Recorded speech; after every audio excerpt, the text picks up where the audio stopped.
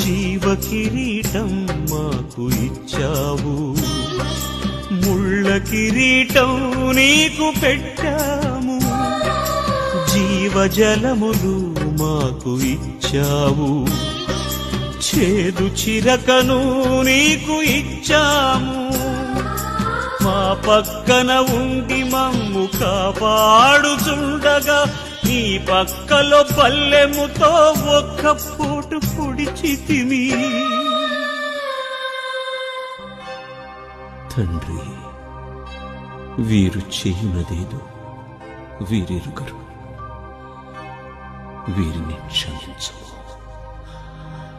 వీరిని క్షమించు అని వేడుకున్నావా పరమ తండ్రి.